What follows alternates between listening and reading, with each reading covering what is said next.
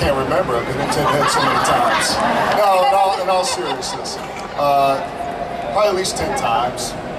And I think that it goes back to where we are now as far as concussions. And Michelle had hit on it about, there's a lot more, there's something in place to detect those type of things. And I think that that's part of this whole evolution of football. I mean, again, you can't make it entirely, it's the dynamic of the game, it's a lot of collisions.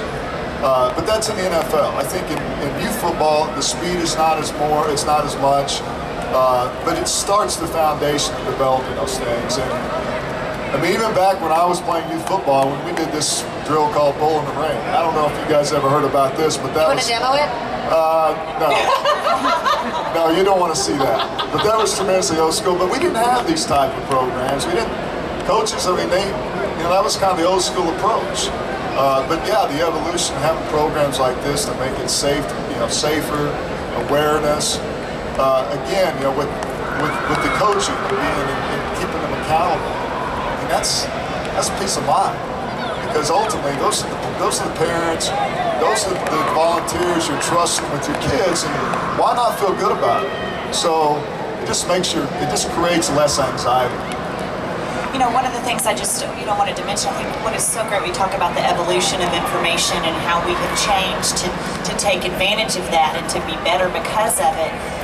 We hope from an NFL Foundation level and also from our own level is that we know there's a lot of visibility in what we do at the NFL, so we have raised a lot of attention to the issue, but we hope that the learnings from this issue that you can use and people can use to apply it to every incident that they are involved or experience any type of concussion. Because how many of you knew that your child at the age of 3 or 4 is far more likely to get a concussion in a bouncy house than they are playing football?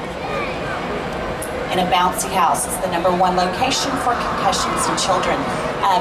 Driving, walking, skateboarding, anything, you name it, anything, everything we do, hitting your head on the car, falling off a horse, all these things, it creates a better awareness for us, so that when something else happens to your child or your mom or your dad from a fall, you actually know what to do about it. So it's our hope that we actually can elevate the conversation so that everybody can benefit from the information that we all are learning more and more about every day, and more research is being addressed. The greatest thing that has happened is us being able to fund research that is going to help us even further down the road be able to diagnose, treat, and hopefully prevent these injuries. So, overall, it's all about trying to learn as much as we can and be able to apply that new information, affect change like USA Football has, and make the game safe and then make everybody safer in their decisions.